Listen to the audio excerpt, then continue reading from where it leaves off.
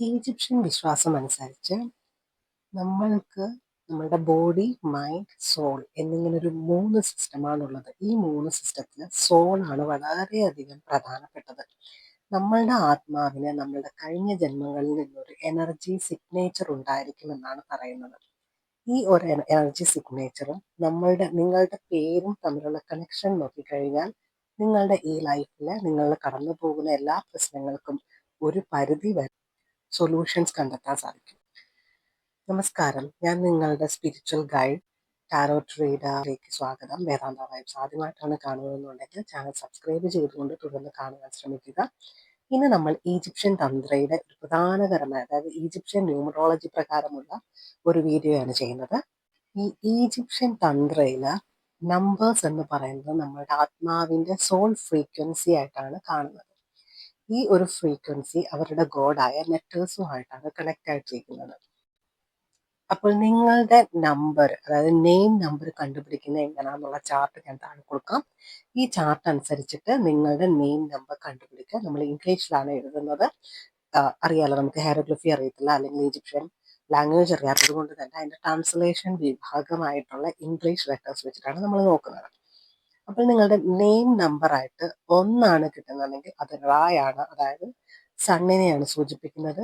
നിങ്ങളുടെ ലീഡർഷിപ്പും മാനിഫെസ്റ്റേഷൻ ആയിട്ടുള്ള എല്ലാ കാര്യങ്ങളും നടക്കുന്നതായിരിക്കും.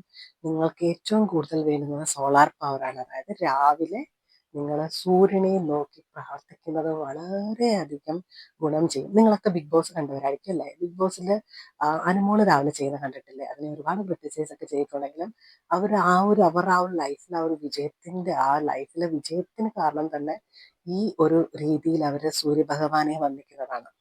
നിങ്ങളുടെ 2 നമ്പർ എന്നുണ്ടെങ്കിൽ ഐസിസ്, അത് ഹീലിങ്ങും ഇൻറ്റ്യൂഷൻ നിങ്ങൾക്ക് നല്ല രീതിയിൽ, അതായത് ചില കാര്യങ്ങൾ നടക്കുന്ന അല്ലെങ്കിൽ ഇത് ചെയ്താൽ തെറ്റാണെന്നൊക്കെ മനസ്സിലാക്കാൻ ഒരു കഴിവ് ഭയങ്കരമായിട്ടുണ്ടായിരിക്കും.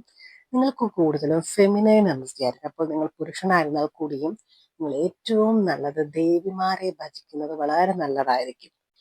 3 ഹാത്തോർ ദേവനുമായിട്ടാണ് ബന്ധപ്പെട്ടിരിക്കുന്നത്. നിങ്ങൾക്ക് ക്രിയേറ്റിവിറ്റി ഉണ്ട്, നിങ്ങൾ വളരെ സന്തോഷമുള്ളവരായിരിക്കും. നിങ്ങൾക്ക് സമ്പൽ സമൃദ്ധി വന്നു ചേരുന്നതിന് വളരെയധികം ഒരു ലക്കുള്ള ഒരു വ്യക്തിയായിരിക്കും. ഇപ്പം എന്തെങ്കിലുമൊക്കെ തടസ്സമുണ്ട് നിങ്ങളുടെ ജീവിതത്തിൽ എന്നുണ്ടെങ്കിൽ അതൊക്കെ മാറാനായിട്ട് മഹാവിഷ്ണുവിനെ നമിക്കുന്നതായിരിക്കും ഏറ്റവും നല്ലത്. നമ്മൾ പ്യുവറായിട്ട് ഈജിപ്ഷ്യൻ തന്ത്ര എന്നല്ല ആക്ച്വലി പറയുന്നത്, അവരുടേതായ രീതികളൊക്കെ ഉണ്ട്. ആ ഒരു രീതിയിൽ നിന്ന് നമ്മളൊരു ഇൻഡോ ഈജിപ്ഷ്യൻ രീതിയിലാണ് നോക്കുന്നത്. രണ്ടും കൂടെ കണക്ട് ചെയ്തിട്ട് ഉള്ളതാണ് ഈ ഈജിപ്ഷ്യൻ തന്ത്രം. അപ്പോൾ ഞാൻ ഈ പ്രാർത്ഥിക്കാൻ പറയുന്ന ദൈവങ്ങളൊക്കെ അവിടുത്തെ ദൈവങ്ങളെ എല്ലാം പറഞ്ഞാലും നിങ്ങൾക്ക് അതിനെക്കുറിച്ച് അറിയുകയോ അത് എത്രത്തോളം നമുക്ക് ഉൾക്കൊള്ളാൻ കഴിയുമെന്നറിയില്ല. ആ ഒരു നമ്പറും കണക്ഷനും വെച്ചിട്ട് നമ്മളുടെ ഭഗവാൻ ഏതാണെന്ന് പറഞ്ഞു കഴിഞ്ഞാൽ അത് വളരെയധികം ഹെൽപ്ഫുൾ ആയിരിക്കും നിങ്ങൾക്ക്. 4 നിങ്ങളുടെ നെയിം നമ്പർ എന്നുണ്ടെങ്കിൽ ഹോറസ് ആണ്. ഹോറസ് എന്ന് പറയുന്നത് പ്രൊട്ടക്ഷനെ സൂചിപ്പിക്കുന്ന ദൈവമാണ്. അതേപോലെ വളരെയധികം ഡിസിപ്ലിനോടുള്ള ഒരു ലൈഫായിരിക്കും നിങ്ങൾക്കുണ്ടായിരിക്കുന്നത്. നമ്മൾ 4 നമ്പറിനെ കുറിച്ചാണ് പറഞ്ഞുകൊണ്ടിരിക്കുന്നതെന്നാണ് എൻ്റെ വിശ്വാസം, ഹോറസ്. അപ്പോൾ ഈ ഒരു 4 നിങ്ങളുടെ നമ്പർ എന്നുണ്ടെങ്കിൽ നിങ്ങളുടെ തടസ്സങ്ങളൊക്കെ മാറുവാനായിട്ട് നിങ്ങൾ പ്രാർത്ഥിക്കേണ്ടത് വിഘ്നേശ്വരനെ അല്ലെങ്കിൽ മഹാഗണപതിയെയാണ്. ഇനി 5 നിങ്ങളുടെ നെയിം നമ്പർ എന്നുണ്ടെങ്കിൽ അത് അനുബീസ് ആണ്. ട്രാൻസ്ഫോർമേഷൻ നിങ്ങളുടെ ലൈഫിൽ നിങ്ങൾ തന്നെ പ്രതീക്ഷിക്കാത്ത സമയത്ത് വളരെയധികം വളരെ എന്താ പറയുക, മറിച്ച് വെക്കുന്ന രീതിയിൽ നിങ്ങളുടെ ജീവിതം തന്നെ പെട്ടെന്ന് മാറി മറിഞ്ഞു പോകുന്ന രീതിയിലുള്ള ട്രാൻസ്ഫോർമേഷൻസ് ഉണ്ടാകും. അതേപോലെ തന്നെ നിങ്ങൾ വളരെയധികം ദൈവവിശ്വാസത്തോടു കൂടി, അത് നിങ്ങൾ പ്രാർത്ഥിച്ചില്ലെങ്കിൽ കൂടി ദൈവത്തിൻ്റെ ഒരു അനുഗ്രഹമുള്ള വ്യക്തികളായിരിക്കും.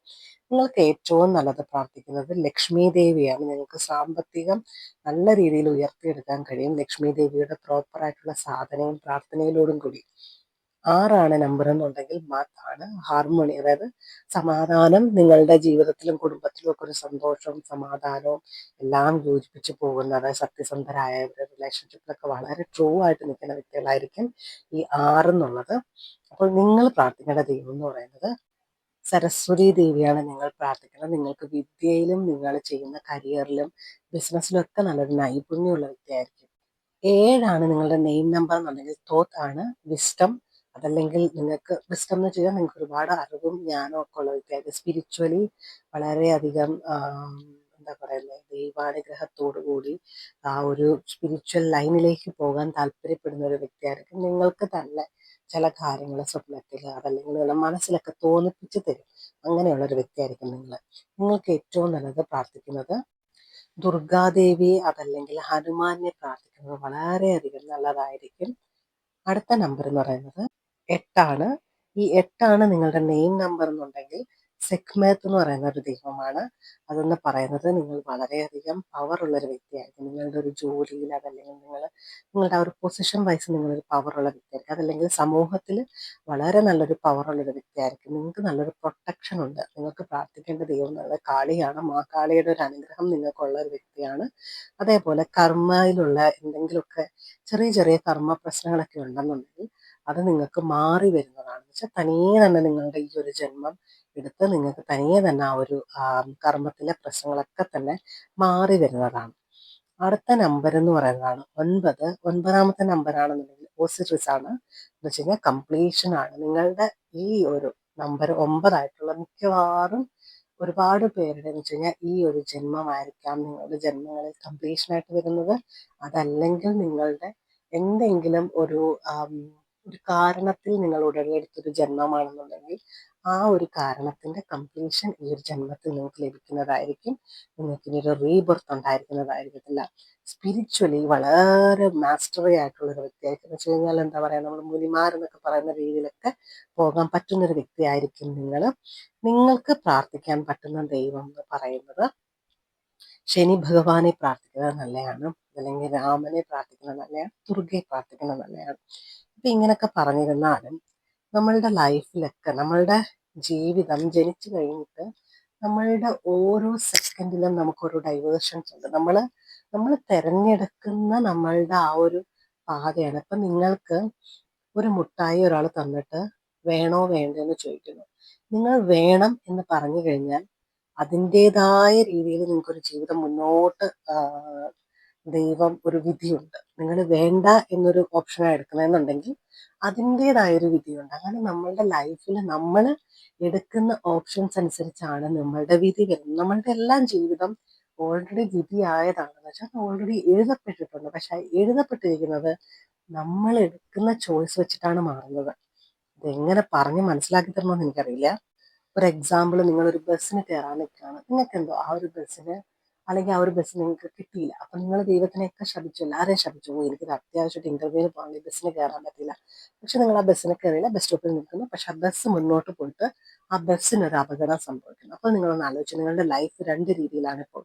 നിങ്ങൾ ആ ബസ്സിന് കയറിയിരുന്നെങ്കിൽ നിങ്ങൾ ആ അപകടം സംഭവിച്ച് മരിച്ചവരുടെ കൂട്ടത്തിൽ നിങ്ങൾ വന്നേനെ, അല്ലെങ്കിൽ അതിനകത്ത് അപകടപ്പെട്ടവരുടെ കൂട്ടത്തിൽ നിങ്ങൾ വന്നേനെ.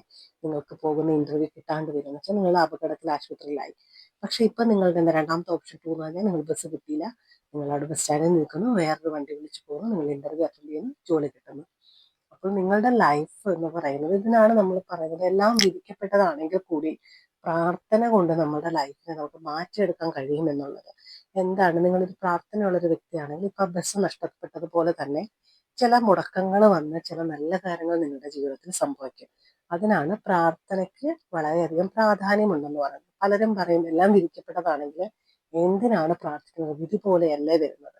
ആക്ച്വലി വിധി എന്ന് പറയുന്നത് ഇങ്ങനെയാണ് പ്രവർത്തിക്കുന്നത്.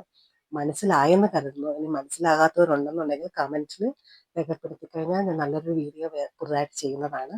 അപ്പോൾ ഞാൻ ഈ കൊടുത്തിരിക്കുന്ന ചാർട്ട് വെച്ചിട്ട് നിങ്ങളുടെയൊക്കെ നമ്പർ നോക്കുക.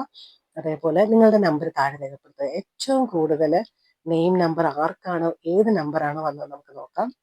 അതേപോലെ ഈജിപ്ഷ്യൻ തന്ത്ര ബന്ധപ്പെട്ട വീഡിയോസ് വേണമെന്നുണ്ടെങ്കിൽ താഴെ കമന്റ് ചെയ്യുക. Thank you, by.